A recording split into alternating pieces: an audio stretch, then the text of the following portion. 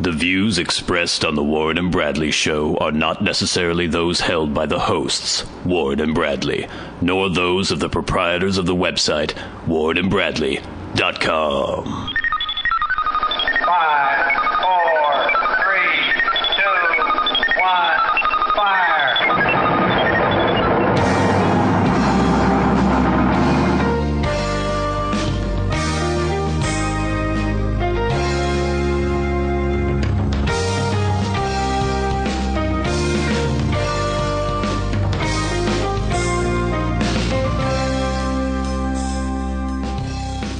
Let's make some magic. It is magic time. Hello, and welcome once again to the Warren and Bradley Show. I am one of your hosts, Bradley Victor. I'm the host, Warren Van. It is episode 49 of the Warren and Bradley Show, and we have so much to get through this week. Oh, good. We have all these segments that I want to get to. I don't know if we'll get to all of them, but we're going to have a listener feedback, hopefully. Ooh. We have a Street Freak of the Week. Mm-hmm. We've got a That's How Women Are new research in the field of women's studies. Not your research, right? Not my own research. I've done my own. Institute. Most of the old That's How Women Are have been based purely on your my own anecdotal research. Yeah. But this one is actually, there's been some scientific research done in the field of women's studies, I guess, sort of. So we'll get to that if we can. That's not what women's studies is. But before we get to all these exciting features, Warren, you just took a little trip again. How was that? I did take a little trip. Now, you went with your girlfriend, you rented a car, and you drove down to Oakland? Yes, and flew back. Yeah. So if you're going to go on the coast in late October, apparently there's a lot of hail. Really? And lightning. And so there was snow. Did you take the 101? We took the 101 down to Highway 1 in California. Mm-hmm. It was... And snow, too, huh? There was snow on the side of the road. Did you go over Grants Pass or something? No. No, that would have been I-5. Very confusing. There was snow along the side of the road, like in northern Oregon. Just... massive hailstorms. It was really something. Wow. Yeah, it was amazing. Did it make for dangerous driving? It might have made for some dangerous driving, especially the fact that there's like cliffs. You have to drive along these cliffs. Right. It's kind of a windy... Oh, it's hair-raising. Often just a two-lane road. Yeah, two-lane road around cliffs with no like guardrail. It's very beautiful in the summer anyway. Was there nice scenery at least? Oh, the scenery was lovely. And we did get to go to wine country. Oh, yes. So we were in the Sonoma Valley and in Napa Valley. Did you go to like a wine tasting or tour of vineyard or anything? No, we drove by the French Laundry, one of the world's most famous restaurants, where Japanese tourists were having pictures taken of themselves in front of the restaurant. They weren't actually eating there. No. They just go there to have their pictures taken. It's very expensive to eat there. It's like $300 a person. So I was trying to get my girlfriend to go out there so I could take a picture of her, and she was not having any of that. So I'm like, let's get a picture in front of this famous restaurant. She was like, no. So we went there. We went to some other town that's apparently a gay wine town somewhere. Really? Yeah, that I had never heard of, but it seemed like a very nice place. Interesting. Yeah, and overall it was a good trip. We saw a lot of new areas. Did you do the lion's share of the driving, or was it equally I did the divided? most. She did some of it as well, too. How are you on a long-haul drive like that? Do you have to take a lot of breaks? Or do you just go? I'm fine. Yeah. I don't really have to pee very often. I just kind of like get... locked in and just start heading down the road. No problem.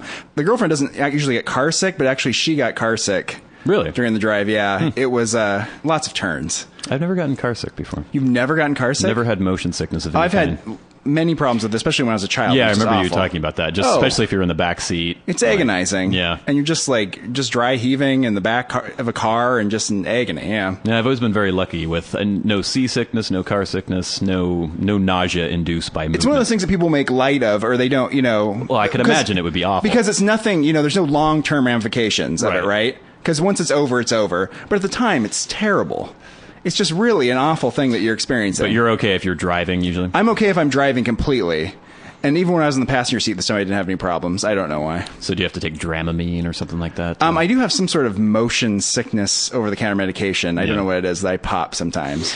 Yeah, I haven't done a really long road trip in a while, but when I used to live in California, there were several times where I basically drove straight through from L.A. to Bellingham without stopping, really. Yeah. Like, I would stop to go to the bathroom and maybe grab a snack or get gas, but yeah, that's not the most fun, especially that drive, because I would just go on I-5 and it's... Well, that drive's monotonous. So shitty. There's nothing to see except just wasteland for much of the drive. Yeah, we weren't looking to make that drive. You go through Central California and you hit Bakersfield and like all these horrible places. Redding, Sacramento, I guess, isn't horrible, but and then Southern Oregon is just all scrub brush and burnt shit everywhere. It's just horrible. Yeah, I mean, it's okay to do once in a while, but it's not something you want to do all the time. No. It's not a beautiful scenic trip like driving along the coast. Lovely little coastal towns.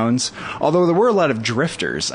And the Really? yeah, a like lot the of old them. fashioned like Sylvester Stallone in First Blood kind of drifter. Like just kind of like out there, just kind of like on the outskirts of town with a little bit of a beard and their Did you backpack. see a lot of heavy-set sheriffs escovering them to the outskirts? Like, I was looking taking for over that. The bridge? No, Just keep Denny walking, did not make an stranger. appearance in Fort Bragg or any of these areas. They were always hitchhiking though, and I always just kind of like maybe we'll pick that one up, but I wasn't actually going to do that. I think drifter is on the top of the list of people you shouldn't pick up. Well, who these are were, I hitchhiking. mean, and these were like drifters. Like they were just for no reason to be on this road with the hail coming down on the outskirts of town, like hitchhiking, looking very dirty. Well, and their you're like, experience in the war has scarred them. They can't fit into normal daily life. the thing about the drifters now, you start to wonder if like the ones that were Vietnam veterans, aren't they getting too old to yeah, drift? I think they'd be in their 70s or something. I think some of these drifters are probably born a little bit later at this point. Yeah, and I don't. Maybe this is me being prejudiced, but I don't see. Vietnam, horrible experience, obviously, for many of the people who were involved, especially the infantry who were in the shit.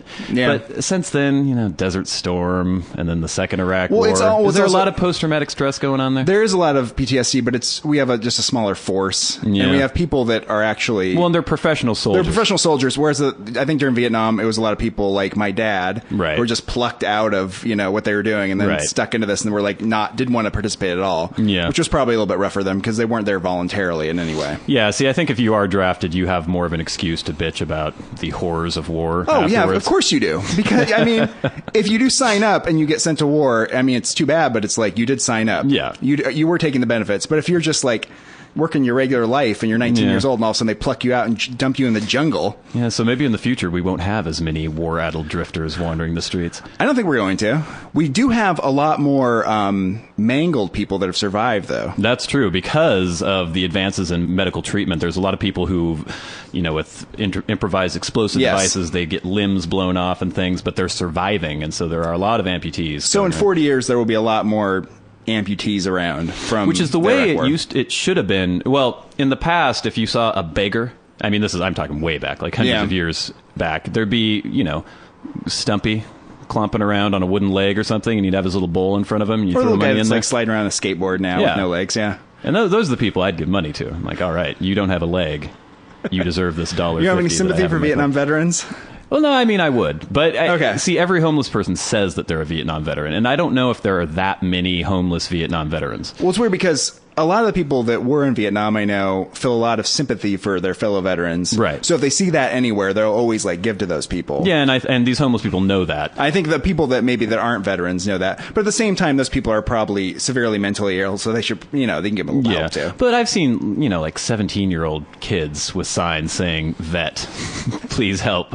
Homeless vet, hungry, please help." It seems unlikely at that point that they enrolled in 15 or something. Right, when you're not old enough to even actually join the military. You've already served time, been addled by the horrors of war, and now you're 17 with But you read about that back in the day when people were maybe signing up for the military, that they were people that were 15 and 16 getting in there. I have a vague memory of a made-for-TV miniseries called Too Young a Hero, starring Rick Schroeder as a 15-year-old who joined up with the Navy, I believe, during World War II. Yeah. Well, in World War II, everyone wanted to go really badly. That's what people say now. Well, people who were 4F were crying in the streets. Yeah, where people committed suicide because they Yeah. couldn't go and things like that. It was a very different kind of scene from Vietnam. Yeah. Which was sort of a less well-supported military conflict. Yeah, whatever. So while you were on your excellent vacation, I don't know, the fourth one you've taken in the last couple months. Oh, yeah. I was roaming the streets of Bellingham, kind of enjoying myself this week. I'm not in a horrible mood this weekend. Okay, that's good because people have been talking to me about your insanity.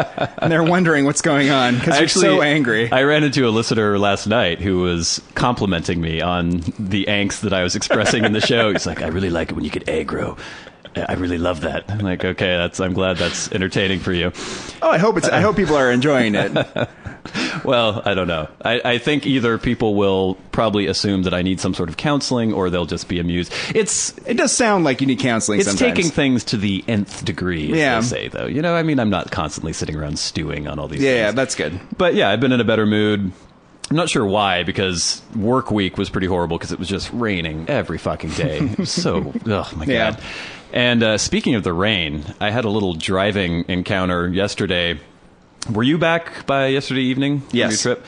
It started raining like a bastard at one point, and I had a friend in the truck, a female friend, and I was going on one of those on-ramps I hate where it's just this huge circle to get onto the freeway, and you're supposed to try to accelerate up to freeway speed while you're going in the severe curve, Yeah, it's really difficult, and it was really slick and wet, and I was just to the point where I was about to merge onto the freeway, and there was just maybe like a 3-car length space for me to merge into.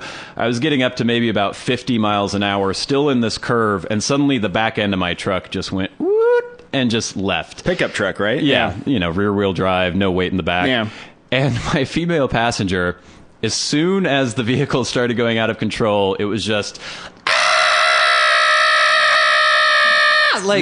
amazing. I could not comprehend the volume or the tone. It was something that, I mean, that was my facsimile of it. It was almost into the whistle register where, you know, maybe a dog could hear her. She was probably screaming even longer than I was aware of, but that was just in the human zone of hearing. Yeah. And so I love those situations though, because if I were to, I don't know, take a defensive driving course or something, and someone was like, okay, you're going to hydroplane, and then you're going to correct your skid, and I might be able to do it when I'm thinking about it, but when it just is sprung on you, you automatically react in this amazing way. Like I was swerving out into traffic, the rear end of the vehicle completely out of control, and I somehow just corrected, steered, braked, accelerated, did everything perfectly, and got onto the freeway without having any conscious thought of what I was doing, and while the girl was shrieking in my ear the entire time. So it was kind of fun. It was a little adrenaline pumping, you know, feel alive afterwards. And then I had to get off the freeway to wait for the female to stop. Really? Well, she was freaked out. She was all right. Who's this? Well, stop the podcast. Stop the podcast. It was. I think I knew who it is. No, you don't know. Okay. Who it is. It was actually. Oh my. Yeah, we hang out every once in a while. Make out every once in a while. Anyway, I also went to our good friend Sean was playing a show on Friday night, Scary Monster and the Super Creeps. I was actually going to mention the show, and then I completely forgot about it last weekend. But if any of you guys are into David Bowie and you're going to be in the Bellingham area, you need to check out Scary Monster and the Super Creeps. I think you can go to facebook.com/supercreepsmusic. But they were playing a great show last night. There was a lot of drunken fun going on. He invited me on stage again. And I had that thing of like way too much praise for very little work, where I jumped up and sang a song, and then people were like, hey, buying me drinks and patting me on the back. Meanwhile, they play like a 3-hour set, and I think they get a couple people like, good job, good show, guys. Yeah. But for some reason, because I'm the guest invited up there, at one point, this little college dude who I guess was maybe 21, 22 or something, came up to me, and actually Sean mentioned our podcast after I played. He gave a little plug to the Warren and Bradley show. I like that. And we got some new listeners. Oh, yeah. Some drunken college people. And so I went outside and was having a cigarette, and this little dude came up. He's like, so tell me about this podcast. And so I started telling about the show, and he's like, that's interesting. I like the sound of that. Do you discuss any of the socio-political? And he started going off on this weird... he's in college, right? Well, and so I was like, are you a poli-sci major? He's like, yeah, how did you know that? I just had an inkling there. It's like, what's your major? Like, not in college. Like, really? Couldn't finish. Well, I am way out of college age. Yeah. I think it's pretty obvious that I am. But I think that there's this weird thing with college kids where they can't fathom anyone else in a different social group or something. There's different stages in life, right? For them. There's high schoolers, there's people who are in college, and there are people that are married and have kids and are adults, probably. You know what I mean? And people like us who aren't married and have kids but aren't in college, they freak them out. They probably, don't understand. well, I mean, it's just not part of their like thinking, right? So you're part of the segment of the population that he's like, oh, what, really? Right. That's a really old-looking college student. Maybe you should go back. But he was quite the little groupie. He was promising to listen to the show, so maybe we'll hear from this. Oh, this guy at some point. Guy, if you're listening, thanks for listening. Julian, I think his name I was. like to talk to people personally on the podcast. Hello. You alienate the rest of the audience, but at least that person feels very special for a while. There was another situation that happened during the show. It was a very busy bar. And, you know, it's impossible. Any place you try to stand while watching the show, there's going to be people bumping into you trying to get by. No, yeah. There was no good area where I wasn't in some sort of walkway. And so I was constantly moving aside for people. I try to be polite and make room for people. And at one point, this very large girl Yeah. came up, and I could see it was sort of like, well, that was maybe a little too unkind, but I was going to say it's like if you were in the African savannah and you saw grass sort of moving away in a wave as a water buffalo was making its way. Water buffalo, okay. Water buffalo a little better than hippopotamus. Basically, I could see this wave of people sort of being pushed aside as she made her way through the crowded bar. And when she got up to me, I tried to move out of her way, but there wasn't enough room, and I kind of bumped into this guy. She took me bodily, lifted me off the ground, and set me aside. Really? Yes. And when she did it, she reached behind and grabbed my ass and went, ugh, and gave it a good squeeze and picked me up and went, and put me down on the ground again. And then gave me this, like, her version of a seductive smile, as though that was supposed to entice me to be attracted to her in some way. Oh, she's having a great time. I mean, it was fine. Like her. It was fine. I like it. She gets around. I mean, she's not waiting for everyone to get out of her way. But I don't think, for the most part, men are seduced by feats of strength in women, you know? No, definitely not. Like, if a woman claims that she can, like, pick me up. Right. I'm not going to be like, wow. Yeah, I'm not that impressed I've been by taken that. in by you now. Right. I'll tell you what else happened at my house. Tell me what else. We have a new kitten. Oh, yes. I heard tell that this might be taking place. IT guy John went to the old pound and got us a kitten the other day. Yeah. Oh, it's a sweet little thing. What is it? Tabby, Siamese? It's I guess black and white. What is that what they call them? I don't know. I don't know either, because I saw it and I was like, this cat looks kind of weird. Short-haired? Yeah, I think, yeah. Short-haired, yeah. Yeah. It seems like a nice cat. How old is it? It's 3 months old. 3 months old? So it's still a bit of a kitten. It's a very curious kitten looking around Is it everywhere. pissing, shitting everywhere? No. Well, this I was asking them. I was like, because they had a litter box. Right. IT guy John and his girlfriend. I was like, so is this cat just going to piss and shit everywhere? And they're like, no, it's like trained. And I'm like, well, who trained it?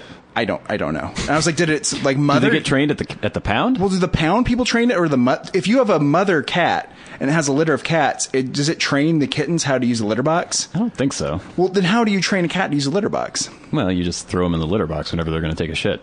So you watch and you see like it peeking out, and then you throw it. Haven't you ever had a kitten? No, I don't think I've had a kitten. No. Yeah. That's how you train it? Yeah. How do you train a dog not to pee? It's the same way. You just have to kind of watch the dog, and as soon as it starts squatting, you go, hey, and you bring it outside. That seems... And then you beat it mercilessly whenever it makes a mistake. Complicated. You just have to watch the dog? It's a ton of work, yeah. Oh, yeah. Oh, God, I'm glad I don't have to do that. Yeah. You always think about getting the puppy or the kitten. You're like, oh, they're so cute. And they are, and they're fun. They play. But, yeah, the potty training, the house training, and then the chewing, the scratching, the biting... Yeah, it takes a while. Well, I hear a lot of people complain about their kids and having to go through that process. Yeah. And they're always really anxious about it and stuff. And I always assume that eventually the kid will probably just learn, right? Well, at least the kid can tell you that it's about to take a shit. Well, I mean, and how... eventually the kid's going to be 8. Yeah. You know what I mean? And the kid will be able to do it himself, right? Yeah. But, I mean, the dog or the cat doesn't really ever get that much smarter. No, you can't ever tell but it to they do figure it. that out. They understand. They just learn eventually. You just Yeah. have to watch them. Oh, that sounds awful. I can't remember not being toilet trained. No. I think that's pretty young when you're not... Well, it's supposed to be, but I've known little kids who are like 4 or 5 years old who still wear pull-ups. What the fuck are they doing? It's ridiculous. Are you going to start getting judgy on small children now and 4-year-olds? I'm kind of judgy on their parents. I mean... So they're not cracking down on it? Yeah. What the hell? Just for your own sanity, why do you want to have to change their disgusting pull-ups? Well, I think don't the kids too, like, want to be able to use the toilet? Well, because they aspire to that I would ideal? certainly want to. I wouldn't want to wet myself all the time. Seems gross, doesn't it? Yeah. To have to walk around in there. I think some kids are just lazy, though. Like, fuck it. Now you're accusing the children of being lazy.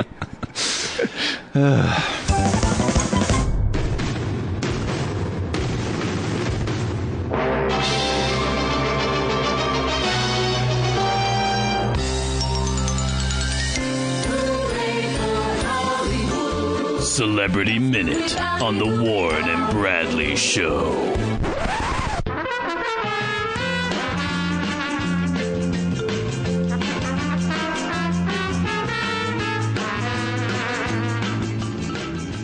Oh, so many stories to get to on Celebrity Minute this week. I'm not sure if we'll get through all of them, but we will try. Very first story, Lindsay Lohan's publicist quits over family squabbles. This is from Us Magazine. Lindsay Lohan's trusted publicist resigned on October 24th after serving as her rep for a year and a half. The publicist said, quote, I'm not discussing this out of respect for my client. Steve Honig has been Lohan's publicist through quite a bit of I would say upheaval so. in the last year or so. Let's see. Most recently, there was the fight with her mother, Dinah. I don't know how the fuck you're supposed to say The that. cocaine thing. Where Lohan alleged that she was using cocaine. Apparently, it was a disagreement brought about by a $40,000 loan that Lohan gave to her mother or something. They all went to cocaine, probably. In September, Lohan was assaulted by Christian LaBella in a New York City hotel room. Oh, that's right. Mm-hmm. And I guess he actually filed harassment claims against her. She filed assault charges against him. Yeah. There was also the hit and run accident where she supposedly crippled somebody's knee. There was the jewelry theft case. There was the treatment for exhaustion, quote, exhaustion. Jewelry case. Basically, I mean, I guess as a publicist, that's kind of the point of your job, but I think it was... Well, it's weird because if you're like a great baseball player, let's say, the one thing you want to do is go out and show your skills. Mm-hmm. So if you're a publicist, do you want to have a Lindsay Lohan where you're working and doing your thing all the time? Or would you rather have like Tom Hanks or someone where it was all pretty much safe and easy? I don't know. I wonder if you get hazard pay if you're Lohan's publicist, because... how does the pay even work if you're a publicist? I guess it's impossible for you to look good, too, if you're Lohan's publicist, because all these stories are still coming out, you know, and you try to spin them and you try to mitigate the damage that it does to your client's career. You know, and the people, you come to a new client and you're like, I'd like to be your publicist. And they're like, well, weren't you Lohan's publicist? Look at her. And you're like, that was her. That was Lindsay Lohan. The things you don't know about are the things why you should hire me. Yeah, I kind of wonder about that. Yeah. I don't know. Next story. Have you ever heard of rapper Lil Reese? All these rappers, they just sound like... What's with the lul, by the way? Why do you want to be a lul? You gotta be a lul. Why don't you want to be Big Wayne or MC Big Reese? Or Big this or whatever? Why lul? Because that's just a rapper thing now. But lul is not... It's not intimidating. It's not cool. I'm Lil Bradley. Does that strike fear into the hearts of other rappers? I don't know. But I guess once one person does it, everyone else has to do it too. Anyway, some idiot rapper named Lil Reese has come under fire after a video emerged online which purportedly shows him assaulting a woman. The footage was leaked to the internet earlier this week. It shows a man who is believed to be Lil Reese getting into a heated argument with a young woman at a house party before lashing out and punching her repeatedly as she screams for help. The video has caused outrage among fans, but Lil Reese, who is signed to Def Jam Recordings, does not appear to have any sort of remorse for the incident. He actually took to Twitter the other day and said, let's see if I can actually read this, "The haters trying to see a MF down, LOL. They gotta be broke and bored. Want to upload some shit from years ago? We winning. It's too late." So basically his response is, that happened several years ago? It sounded like he's like, I'm successful. Lil Reese is very successful. That happened years ago. You guys need to get a life bringing the stuff up that happens, you know. Now, Lil Reese is not anywhere near as popular as Chris Brown, obviously. And well, maybe he'll be more popular now. The woman he beat was not Rihanna, as far as we know. No. So, do you think this is enough to derail his career because he's not famous enough? Well, what we've learned is that you can't do anything that derails your career, right? Apparently. As long as, I mean, we never heard of Lil Reese until now. Can we all agree that beating up a woman is the line? Can we? Okay, you can get fucked up all you want. You can be arrested for drug possession, weapons charges, do all that shit. That's fine. We'll give you a pass. But can we just all agree as a society that beating women is the line? You don't cross the line. That line exists amongst civilized people, I'll say that. Are you saying that people who like rap are not civilized? I will say this about what's going on with a lot of this music stuff. It's ridiculous. It's garbage. And the people who like it are garbage. The people who produce it are garbage. And if you're garbage, you do dirty things. It doesn't matter because you're garbage already. Yeah, that's a good point. Yeah. So, I mean, it doesn't matter. It's not like he's an important person or doing something of value for society. Next story.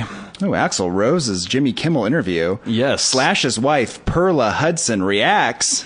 Axl Rose gave his first, basically, I think his first TV appearance for an interview in 20 years or so. That sounds about right. He's been a recluse. He's notoriously reclusive, and as far as I knew, completely insane. But I guess he was quite gregarious on the show. He was very jovial. He was talking about his favorite Halloween memories, handing out Tommy's Burger Truck gift certificates to the studio audience. I don't know what the hell Tommy's Burger Truck is. Sounds delightful. Apparently, they make a mean chili burger. But I guess Slash's wife, you know, famously they have been involved in a a feud for quite some years, Slash and Axl. A long time. She took to Twitter afterwards. She said that after watching the interview, I was waiting for something enlightening, and all I got was promotion for a show and his evident affinity for a chili burger. Where's the love, Axl? And I stayed up for this? Sex, drugs, and chili dogs? Long live Axl Rose and a Halloween tree? I don't know what the fuck that means. What did she expect him to go on the show and like try to make peace with Slash? You know, I think we've mentioned this before on the show. Have you ever seen Slash interviewed? No. He seems like a lovely man. You think so? I mean, he's weird. He likes snakes. He wears a big top hat. Does he still have his big hair and his top hat? Yeah, Is he still the last running time around I like saw him was on an episode of Top Gear, the UK Top Gear. Oh, yeah. And he looked exactly the same. Yeah. But he was jovial. He was nice. And they asked him about the Axl Rose feud, and you're just like, well, you know. He doesn't seem to say anything horrible about Axl Rose, but Axl Rose usually doubles down on... I don't know why Axl Rose hates Slash so much. Axl Rose seems like kind of an unstable person. It seems at some point that, man, if I was in a feud with somebody and there was that much money on the table, I just got together with that person and just went to some arena and sang my songs... They're still playing. I mean, basically, I don't know how much of the original lineup is still there, but basically... With Axl, it's just Axl. I think it's just Axl. I think maybe one other original member is playing with them right now, but they've had Slash, they had Buckethead after Slash, and now I guess Bumblefoot is the guitarist. I don't know, but yeah, if Axl and Slash were to get back together, it would be huge. I hate Guns N' Roses. I've never liked Guns N' Roses. I'm not a fan of Guns N' Roses too. People seem to love them. It's inexplicable to me, but very they much do. love them. But if you do throw together that tour and you go all around the world, you will make tens of millions of dollars to do that. Yeah, it seems. So like how much is your petty little feud worth to you? You know? Yeah, exactly. My petty little feud's worth nothing to me, so I would let it go for $10. But so when we have our crazy break, and they're offering us like $5 per form at the Ranch Room, we'll probably take the money. Now, we mentioned the Jimmy Savile scandal. He was a BBC personality for decades, hosted the show Jim Will Fix It, also was a DJ. He received honors from the Vatican. He was knighted by the royal family. He died last year in October. There was a huge... series of allegations. No, there was a huge tribute for him on the BBC. Oh, okay. And now all these allegations This have headline come out. asked this question that I was asking last week. Jimmy Savile, how could allegations go unnoticed? Yes, people are starting to put together this whole case and seeing that basically a lot of signs were ignored for decades and decades and decades. We have several different stories all relating to Jimmy Savile. I think you're supposed to say Savile, even though there's only one L. The British people I've heard say the name say Savile. They say Savile? Okay, I've heard Americans say Savile and British people, okay, I guess they're saying Savile. There's a story, it's kind of long, we'll just hit some of the main points, but they're basically going back through the decades and showing some warning signs that weren't necessarily followed up on. He's been around since the 60s. He started as a DJ and a club promoter. In the 60s, when he was a dance hall manager in northern England, people say that his predatory behavior towards women was already known.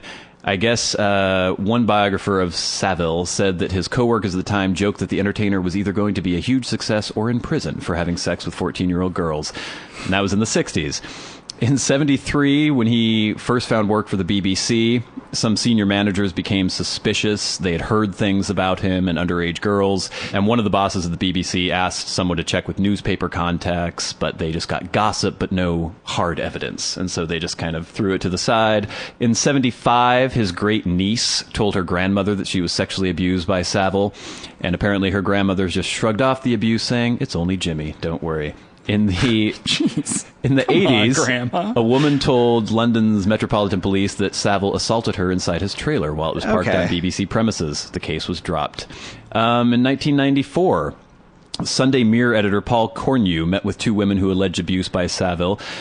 He said that their testimony was compelling, but because of Britain's very stringent libel laws, they were hesitant to come forward and actually try to bring charges against him because he would sue them for libel, and he's hugely popular and hugely famous. Very powerful. Very powerful. In 2003, a woman contacted the police saying that he had touched her inappropriately in the 70s, but then she declined to press charges. In 2007, police in Surrey received an eyewitness report about the abuse of a girl at a children's home in the 70s. Further investigation turned up other victims, another fellow resident of the children's home and another resident at a specialist hospital in 73. They questioned Savile, but all three victims declined to press charges, and the authorities dropped the case. In 2008, his name comes up during an investigation into abuse at a children's home on the Channel Islands of Jersey. The inquiry chief recently told the Guardian newspaper that there definitely wasn't enough to question him at the time. And then in 2011, he died. And I guess basically after he died, many of the women he had abused felt like it was finally safe to come forward. So now there are over 300 people coming forward with allegations. And he is not the only one involved. In fact, Gary Glitter has just been arrested in the UK. Oh, no. Those of you who don't know who Gary Glitter is, I think his most popular song was Hey, Rock and Roll Number 2, that used to be played at many sporting events, but when he was arrested, I think in 2006 for molesting underage girls in the Philippines, the NFL finally said, don't play that song during games we don't anymore. want to be associated with that. And he was also arrested earlier on for having child pornography. Apparently, he was a buddy of Savile's. It looks like maybe now there was some sort of child sex ring going on where they were sharing these girls together. He supposedly had sex with some girl in Savile's dressing room on the BBC. And that's the other thing, too. He assaulted many of these women on the BBC premises. And apparently there was an investigative report that the BBC was doing just a couple weeks before the tribute on the BBC to Savile was supposed to air, and it was quashed for some reason internally by the BBC. So there's going to be more coming out. I'm sure that it's going to be basically just like the Sandusky thing. It's the Sandusky thing. It's the Roman Catholic Church all over again. It's the same thing that people... Why do people defend these people? I don't understand. It's like, first of all, the BBC is a not-for-profit, supposedly. I mean, they do have a profitable wing of the BBC, but it's not like he is integral to the success of their organization. Why don't you just cut him loose and say, this guy is a disgusting piece of shit? Whenever I see these stories like this, they always have the same reaction where I'm like, why wouldn't you like step up? Why doesn't somebody do something at some point?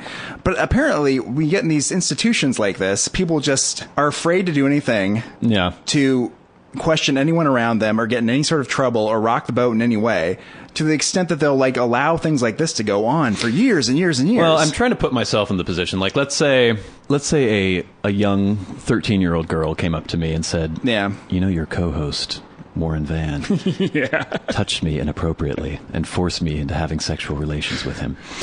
Now, I immediately wouldn't want to believe that that were the case. But you wouldn't just let it slide. Well, I would definitely do due diligence and try to look into this case, because I don't know if I could professionally continue working with you. Well, even if it did happen the one time, right? Yeah. And you heard about it and you're like, well, maybe this person's a little shaky, their credibility. Yeah. And about the 200th But then an person, 11-year-old quadriplegic came up to me and told and you're me. like, oh, that's odd. But at some point you'd be like, well, I have to do something about this. Yeah. I can't just let this go on for 50 years, right, having these allegations come out, right? But I don't know. The question is, if we were very famous, right, and we were on like satellite radio and we were making $10 million a year each, right, and our success was tied to each other, do you think you would feel like, would you be able to do it then? I'd like to think I would do it, and I'd like to, you know what I mean? If you were diddling little girls, I would definitely come forward. I would definitely do that too. So it's strange. Let that be a warning to you, Warren. You're not going to get away with it. Thanks. I always try to quash those allegations with money.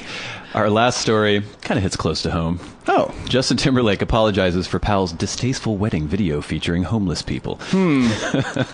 Apparently a friend of Justin Timberlake, LA realtor Justin Herkel, or Hachel, I don't know how to say his name. Okay.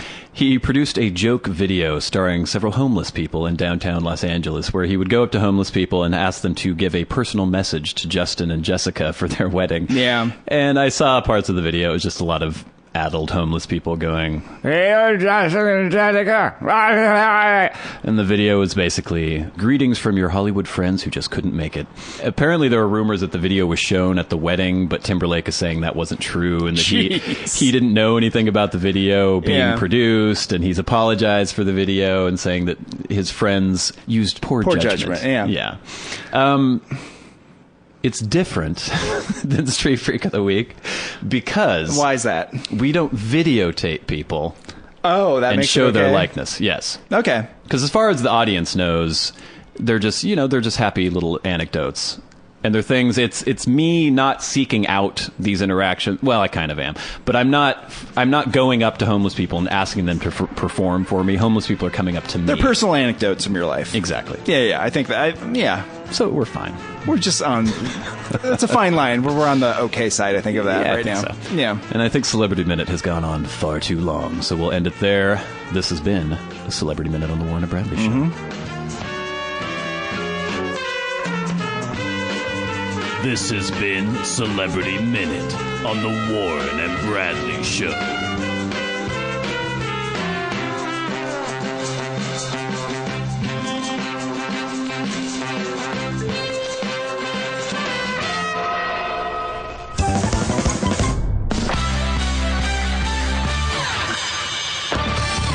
They wander the streets, scavenging for loose change and discarded cigarette butts.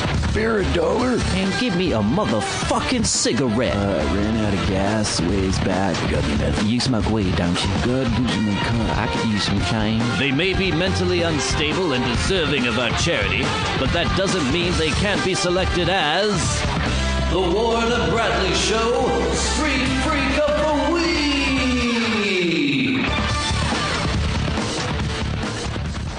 All right, Street Freak of the Week on episode 49. The flamboyantly gay pirate homeless man has made a triumphant return to Street Freak of the Week. It's been a while. I've seen him around, but he hasn't really done anything lately. Mm-hmm. Yesterday, I was out making my rounds, smoking my cigarettes, drinking my coffee, wandering the streets of Bellingham. And actually, at one point, I walked by the flamboyantly gay pirate homeless man, and he made some weird comment, and I couldn't really hear what it was, but it was a cat call of some sort directed towards me. Yeah. And part of me wanted to go back and engage him in conversation, but I was on my way to go do something. I was like, whatever. Yeah, I'll let that one slide. Well, he'll keep. Yeah. He'll be around later. And of course, maybe about 10, 15 minutes later, as I was walking back from wherever I was going, I saw him and a cohort standing by some newspaper dispensers. Yes. And they were rolling cigarettes on top of it. At least I'm assuming it was cigarettes. It looked like tobacco. They had some rolling papers and tobacco, a big mound, and they were making some cigarettes. And actually, as I walked by, the flamboyantly gay pirate homeless man went, "Hello." Yeah. You Hey. guys are buddies now. And I usually, if anyone calls out to me in the street, I usually ignore them initially because I'm assuming they're not talking to me. And so I kept walking. He was like, "Cutie, cutie." Oh, now you know it's you. And so, yes. So, of course, whenever I hear cutie, who? So I turned around, and he was offering me a cigarette that they had rolled. Oh, the tables have turned. Yes. And this is the first time ever a homeless person has offered me a cigarette. Yeah. And so just based on that alone, I was very tempted to take the cigarette. Yeah. But then at the same time, I saw their manufacturing techniques, and it involved rolling the cigarette and then putting the entire thing in their mouth and sucking it. To make it, like, sealed. Most people just lick, but they were actually like deep throating the cigarette. Yeah. And I didn't quite feel like sharing in whatever cocktail is in their mouth. Yeah, who knows what they have in there, There's too. probably some hepatitis Yeah, and some other things going on. So I graciously declined the cigarette, and the flamboyantly gay pirate homeless man was a little affronted by that, I think. Dare you. He was a little insulted. And then his friend, who he kind of looked like a fat Steve Buscemi. He had the goggly eyes and weird snaggly teeth, but then he had some weird kind of floppy Fu Manchu mustache. Buscemi isn't, like, weird enough looking already. To be a fat Steve Buscemi is not good. Well, and this guy was also balding, but he had these weird kind of tendrils of hair sticking out everywhere. Oh, my gosh. He wasn't looking too good. He hadn't really been a part of the whole offering of the cigarette, but after I declined, he had his hand in the pocket of his hooded sweatshirt, and he formed it into the shape of a gun. Oh, no. In the pocket, and stuck it out at me and went, "This is a stick-up."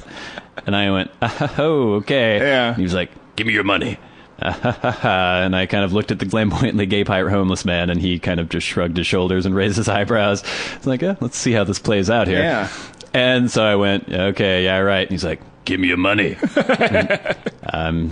Okay, that's funny. Yeah. Come on, it's a stick-up. Okay, that's not a gun. That's your hand. Give me your money. He just kept going. He wouldn't. Well, this is another thing I like about you. Of course, you'll just stick with this. Well, You'll keep participating it's until... fodder. It's fodder for the show. While this was going on, a bicycle policeman saw... This is armed robbery, what's happening Well, right here. I don't think he saw the hand in the sweatshirt as a gun because he was approaching from the opposite direction. He just saw the back of them. Yeah. But he sees me chatting with my buddies there, the homeless people. He rolls up, and I guess what he had seen was the works, the cigarette-making works on top of the newspaper dispenser, and he rolls up. What are you guys doing here? What are you boys doing? Obviously, he's seen these guys many times before. He knows them. The Steve Buscemi homeless man turns around with his hand in his hooded sweatshirt and says, "This is a stick-up. Give me your money." The cop... I can see a mixture of emotions going over the cop's face. Yes. Initially, he's slightly alarmed. Then you see kind of disappointed resignation flicker across his eyes. And then he finally gives the saddest, most tired sigh I've ever heard in my entire life. And he's like, "What are you doing?" "Give me your money. It's a stick-up." "I'm a policeman." "Give me your money." At this point, he's forced to get off the bike and make the man stop pretending to stick people up, because obviously you can't do that in the middle of the street. While he's doing this, I kind of walk a few steps away because I don't want to be associated with the homeless people. Flamboyantly gay pirate homeless man goes up to the cop's bike, takes his water bottle out, and starts drinking out of the water bottle. The cop sees this. It's like, "Hey, come on!" Meanwhile, Steve Buscemi still has his finger pointing it at the cops, saying, "Give me your money, give me your money." And the pirate homeless man is laughing raucously while drinking out of the poor cop's water bottle. I didn't wait around to see if any arrests were made. I doubt it. It just seemed like the cop was just so, oh, God, what do I have to deal with on a daily basis here? Well, we've talked about before how in L.A., both those people probably would have been beaten to death. Probably, yeah. But we do have our tased immediately. Yeah, we have our resigned, nightclubs. light cops here that are just like... Yeah. Well, he knows they're harmless. They're just crazy people hanging out in the street, So who do you give? I mean, they were a duo, kind of a comedy team. It's a split. So you have to give it to both? You have to give it to both. All right, so congratulations, overweight Steve Buscemi and flamboyantly gay pirate homeless man. You've been selected as the Warren and Bradley Show Street Freak of the Week. Congratulations. Our hats are off to you, Mr. Homeless Man, because you've been selected as the Warren and Bradley Show Street Freak of the Week.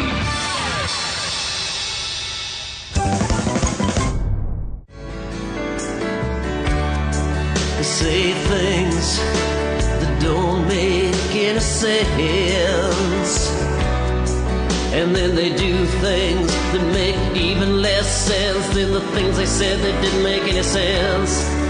Oh, they want you to buy them fancy jewels, but when you give it to them, they say you're a fool. Whoa, whoa, whoa, whoa, whoa. 'Cause that's how women are.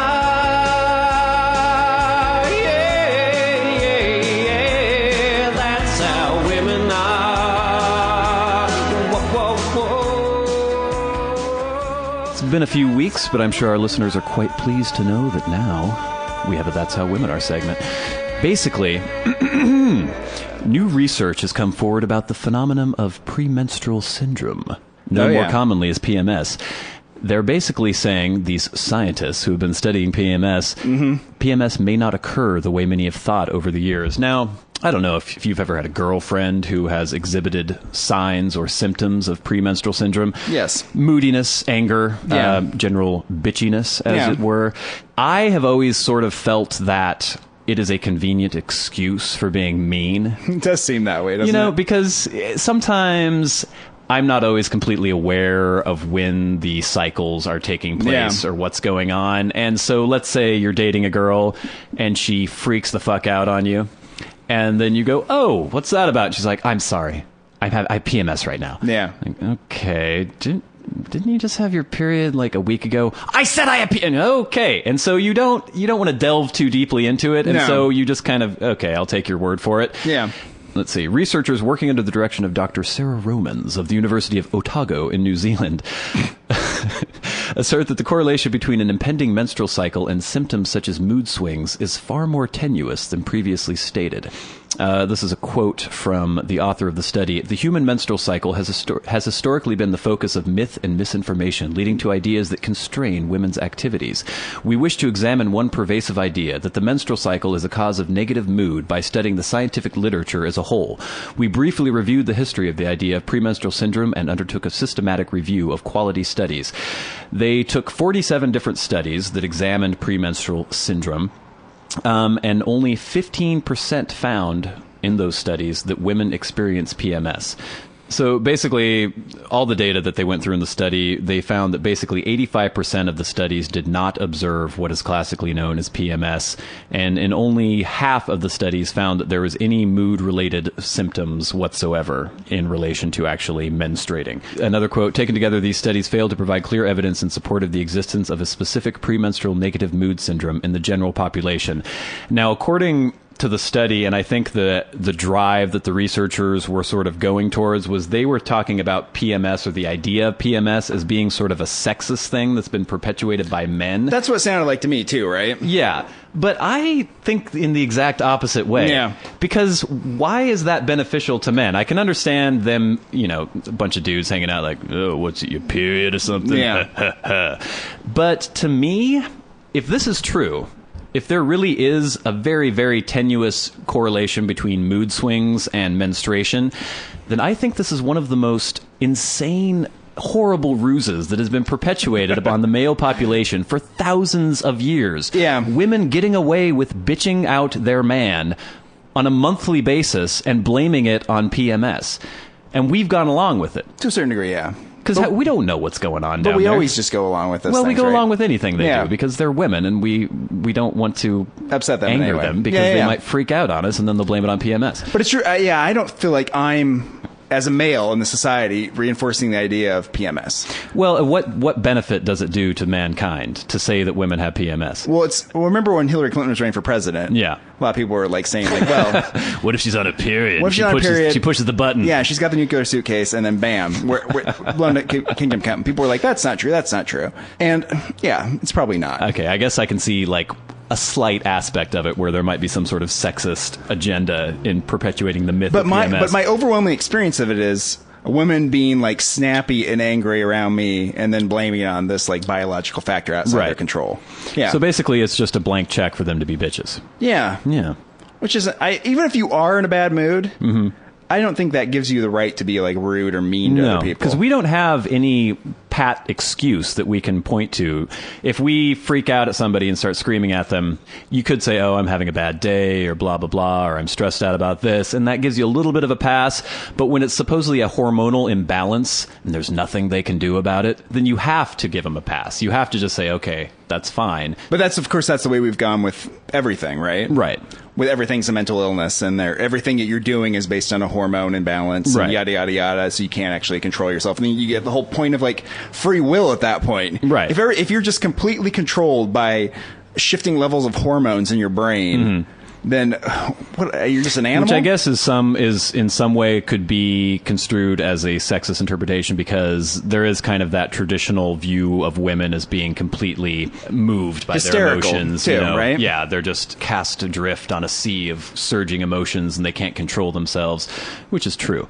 But the PMS thing, if I were a woman and I had a horse in this race, I would do everything in my power to quash this research, to make sure that this did not become generally known. Because once they can't blame PMS for bitching out their significant other, the whole game has changed. Rude at that point. They're just being horrible. Inconsiderate.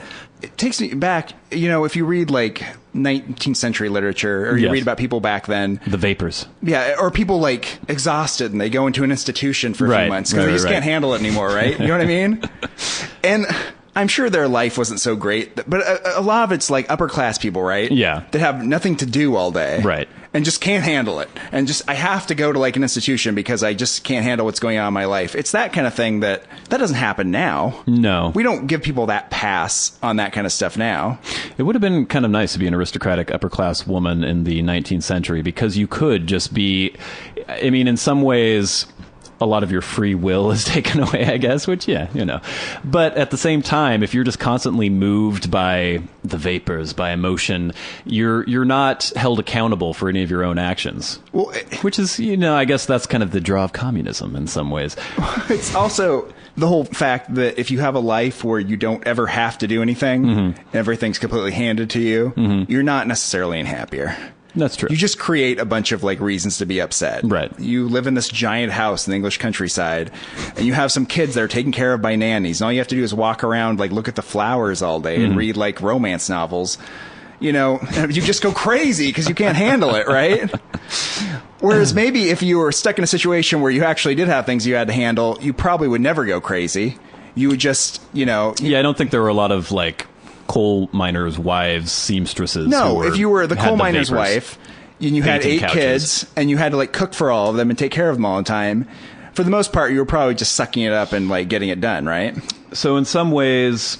The idea, the myth of PMS, I guess, is a holdover from the days when we thought that women couldn't handle anything. Yeah, in a sense, yeah. And it's also a thing where we're just letting people get away with behavior that they shouldn't, you know what I mean? We're excusing behavior that isn't legitimate. It's like unacceptable behavior. Someone's being rude to you, somebody's being inconsiderate. And, I'm just going to blame it on something that maybe doesn't exist now. So have you experienced this in your current relationship? No. No? I haven't had very many PMS experiences lately. I've had in 2 of my major long-term relationships, both of those girls were quite quick to swear by the premenstrual syndrome. Really? Yeah. But then if I think about it, they were kind of mean all the time, maybe, so... No, well, there you go. So, you know. So I think if you're with somebody who's nice, the chances of that are probably much less likely. Yeah, that's probably true. Yeah. I usually go with the nice people, too. Yeah. The other thing about it is often painful for people, menstruation. Well, I think that's the actual menstruation. Yeah. When there's the cramping and the bloating and all that shit going on. And that, I mean, that would make me bitchy. But this is supposed to be before that happens. Before that happens, right? This is and I always used to say, when one of my girlfriends who did supposedly exhibit very strong symptoms of PMS, was like, okay, so for a week before your period, you're horrible. The week during your period, you're angry. Basically, half of your life until you hit menopause, you're a mess. Yeah. What kind of life is that? So now maybe that women know that PMS does not exist. This study may serve a good purpose. Psychosomatic results, like maybe they get bitchy because they think they are supposed to be. So now that there's no excuse, maybe they can take back that week of their life, and now they can only be disgusting for 1 week. And it will improve all of our lives. Yes. If people are just kinder and more considerate to each other. Yeah. Yeah. So, women, bitchy with no excuse. And that's how women are. Yeah, they like to put pretty purple panties on. And then they turn around and tell you that every little bit of thing you've ever done is always wrong. Well, they like to cry when they stub their little toe. But no, they don't cry when they tell you to go. No.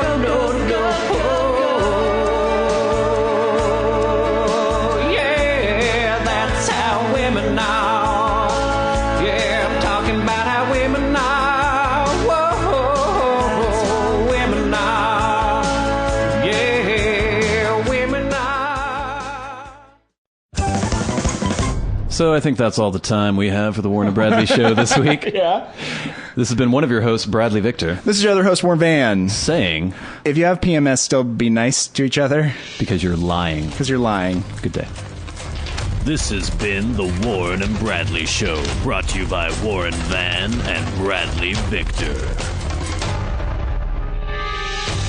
For podcast news and information, like the show on Facebook at facebook.com/Warren and Bradley. Follow the show on Twitter at Warren and Brad. Subscribe on iTunes and leave a review. For episode archives and episode pictures, go to warrenandbradley.com, and to contact the show, write to podcast at warrenandbradley.com.